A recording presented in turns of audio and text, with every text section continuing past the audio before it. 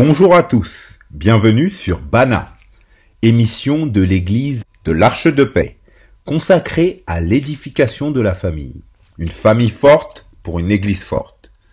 Aujourd'hui, nous allons aborder le thème « La diligence ».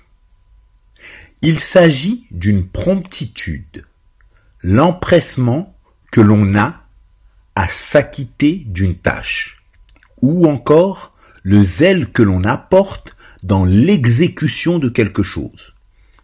Une personne diligente est décrite comme assidue, consciencieuse, active et courageuse. Cette dernière fait tout son possible pour mener à bien tout ce qu'elle entreprend.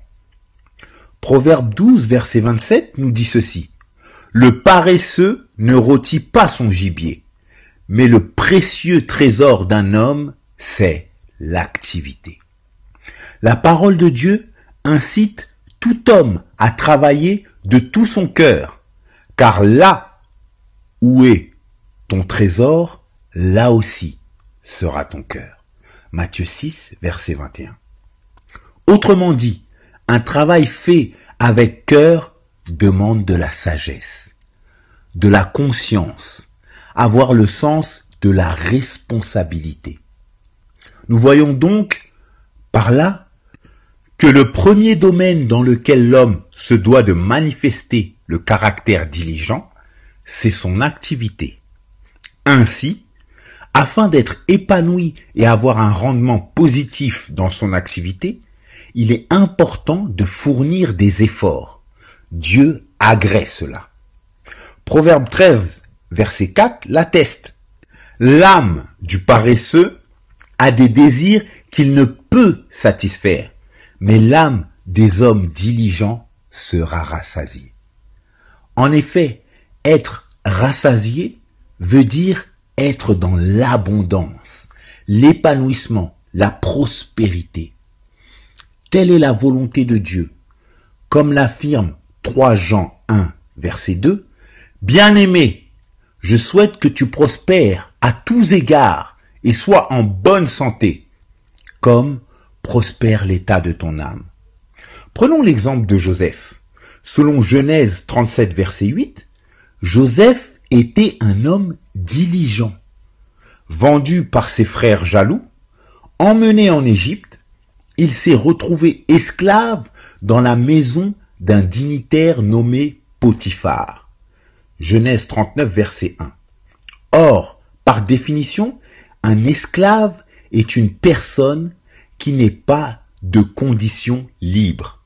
De surcroît, sous la puissance absolue d'un maître et qui se soumet complètement à ce dernier.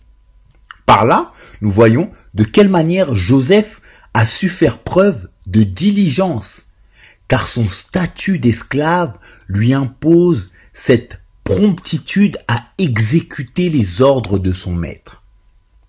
De même, en tant qu'enfants de Dieu, nous sommes tous appelés à être des esclaves de Christ et à obéir à ses commandements avec diligence.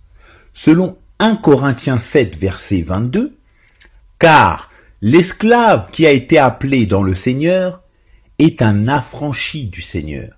De même, l'homme libre qui a été appelé est un esclave de Christ. » D'ailleurs, bénéficiant de la faveur de Dieu, Joseph a également joui des biens de son maître, grâce à la qualité de son travail et à ses efforts remarquables qui lui ont valu un changement de statut. Bien qu'esclave, il devient intendant dans la maison de Potiphar, vivant ainsi dans la prospérité. Pour finir, parlons d'Abraham. Genèse 18, versets 1 à 8. Ici, nous voyons le zèle et l'empressement d'Abraham lorsqu'il fut visité par les 3 hommes envoyés par l'Éternel.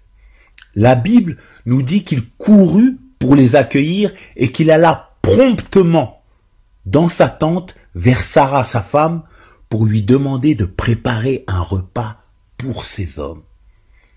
Au travers de sa promptitude, Abraham va sceller la promesse que Dieu lui a faite.